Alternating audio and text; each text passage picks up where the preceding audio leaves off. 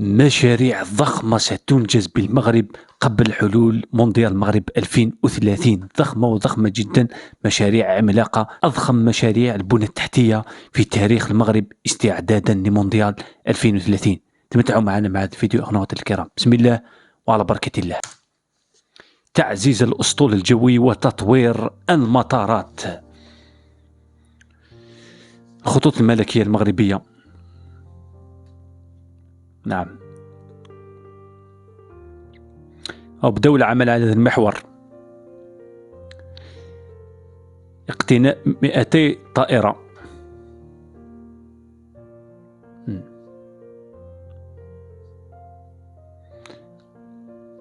هنا توسيع وتهيئة عدة مطارات بالمغرب. وي،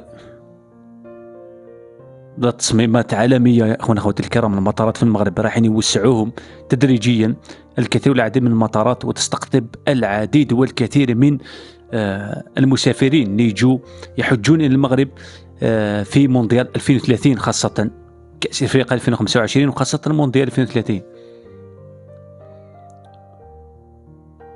كازابلانكا راح يتم توسعة مطار الدار البيضاء، يولي أول وأكبر مطار في القارة السمراء، القارة الإفريقية إن شاء الله أخواتي الكرام. وراح يدخلوا دراهم كبار للمغرب.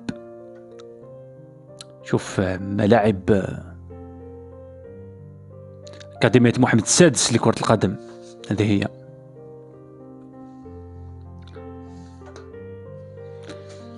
كما يعلم الجميع أنه مونديال 2022 لبؤة الأطلس أيضا.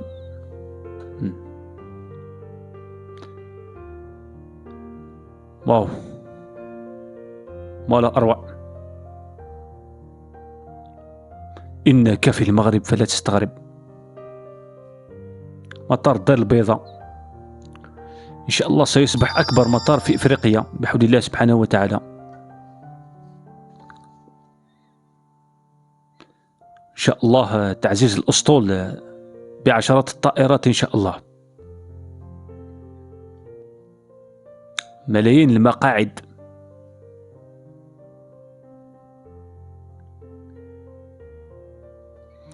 رفع عدد المسافرين على متن الطائرات الخطوط الجوية الملكية المغربية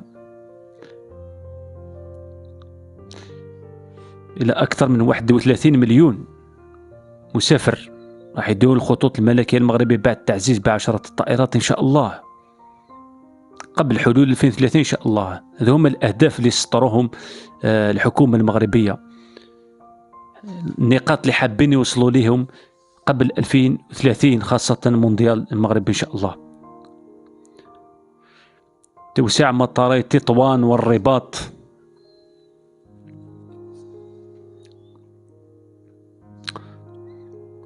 المحطة الجديدة لتطوان يتم افتتاحها في سنة 2026 إن شاء الله. مطارات تصميمات عالمية إن شاء الله. تطور رهيب سيشهده المغرب خلال هذه السنوات 2024 حتى 2030، عندنا 6 سنوات إن شاء الله. توسعة أيضا ستشمل توسيع مطار أكادير.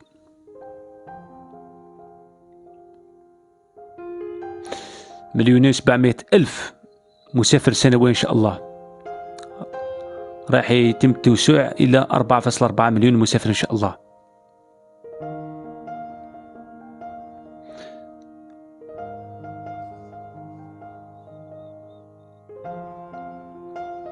الأشغال كاين اللي بدات، كاين اللي مازال. أخواتي الكرام راهم رايحين تدريجيا لهذه المشاريع.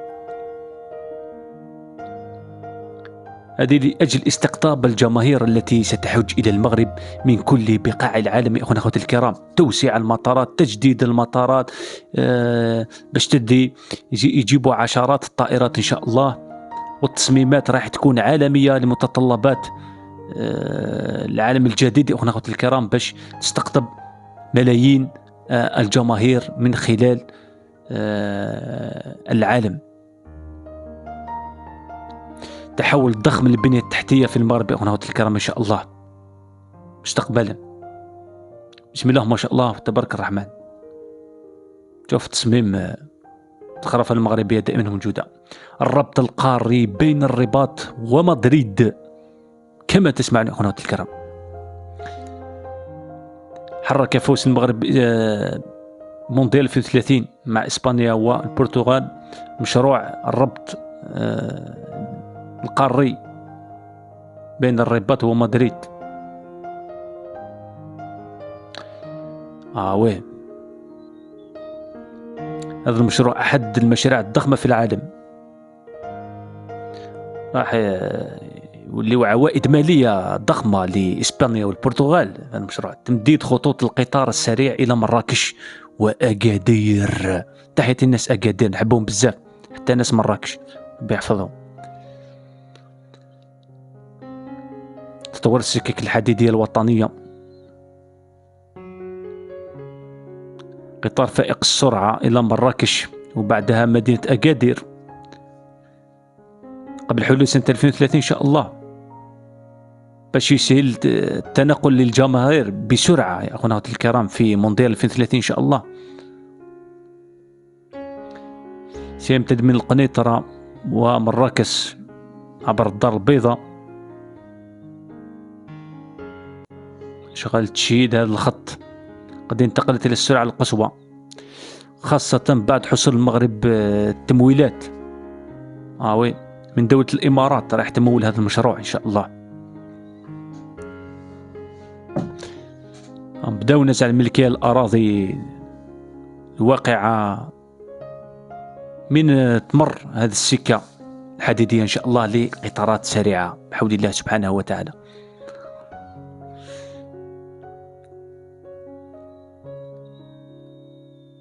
تطور رهيب ستشهده المملكة المغربية إن شاء الله في السنوات القادمة بحول الله سبحانه وتعالى. مشاريع ضخمة.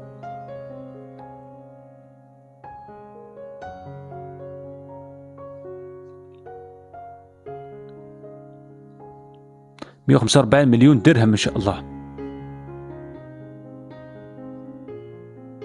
شوف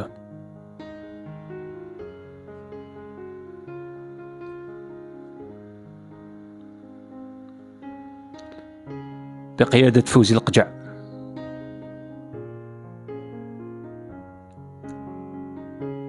تمديد شبكة القطار فائق السرعة باش يوصل لمدينة مراكش وأكادير. $1,440 مليون درهم هذا المشروع، التكلفة تاعو يا أخونا الكرام. وهذا المشروع إن شاء الله قبل حلول 2030 إن شاء الله. مشاريع طرق السيارة الجديدة لوتوروت، كاين بزاف، ماشي وحده ماشي زوج ماشي ثلاثة إن شاء الله. أو يحضر المغرب لإنشاء طريق سيار مراكش وفاس، بين مراكش وفاس إن شاء الله قبل سنة 2030 إن شاء الله، من أجل تسهيل التنقل بين هاتين المدينتين التي تستضيفان مباريات مونديال 2030 إن شاء الله، مشترك مع إسبانيا والبرتغال لتسهيل التنقل أيضا.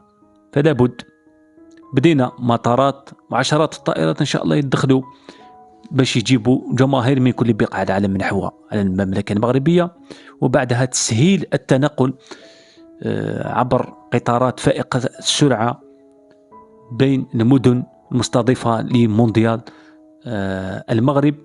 ملاعب ضخمة ستنشأ في إطار الإنجاز، كاين ملاعب جديدة، ملعب في طريق الإنجاز الآن.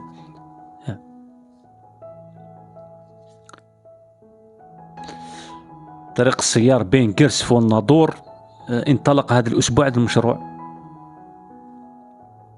بسم الله ما شاء الله عليها.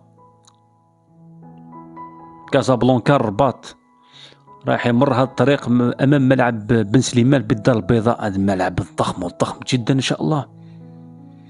مشاريع الطرق السيارة الجديدة، هنا توسيع المحطات البحرية للركاب يا أخونا الكرام.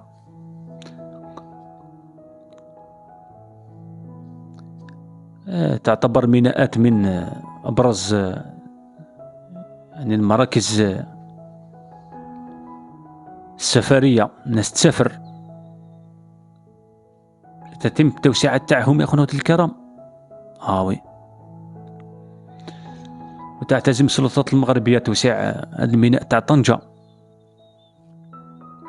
تعزيز قدرات المحطة البحرية للركاب والشاحنات يا خونا الكرام. وي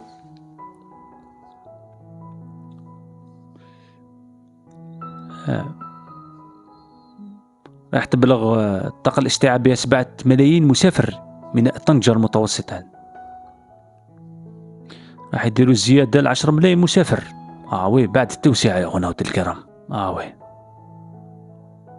تهيئة المحطة البحرية للناظور، ورفع الطاقة الاستيعابية للمحطة لاستقبال المسافرين، وتوسيع فضاء المراقبة الحدود للسيارات الجاية تاع المسافرين، رفع عدد الباخرات والحاويات سواء بالميناء المسافرين ولا ميناء التجاري أخونا الكرام. محطات ومطار عصرية أخونا الكرام. وي تواكب الوقت الحالي رانا عايشين فيه. هكذا يشتغل المغرب بالصمت أخونا الكرام. وي إنشاء بنية تحتية متطورة وعصرية بالمغرب. بسم الله ما شاء الله عليه. وي راح تولي بعائدات مالية ضخمة جدا. الاقتصاد المغربي راح ينتعش، والمغرب راهو في طريق النمو تدريجيا فقط أخونا الكرام. بس راح يوليو حابين يولوا نمبر 1 في ماما أفريكا. راهم يسعوا تدريجيا فقط، ونتمنوا لهم التوفيق والنجاح ان شاء الله. اذا كما شاهدنا اخواتي الكرام، من الفيديو تاعنا نال اعجابكم، كان خفيف عليكم، كان معكم منير البيزروسي من الجزائر يحييكم. اذا نتمنوا التطور والازدهار لكل بلداننا في شمال افريقيا وافريقيا بصفه عامه، واخواننا اينما كانوا ان شاء الله مزيد من النجاح والتالق. ربي ينصر اخواننا في فلسطين وغزه. صراحه هذه الايام هذا رمضان راهم يمروا بايام صعبه وصعبه جدا، مجاعه. الله يكون معهم اخوانا اخواتي الكرام، فلا تنسوهم بالدعاء. شعارنا الدائم والابدي: خلونا نعيش في سلام ووئام الجزائر والمغرب. السلام عليكم. لفيديو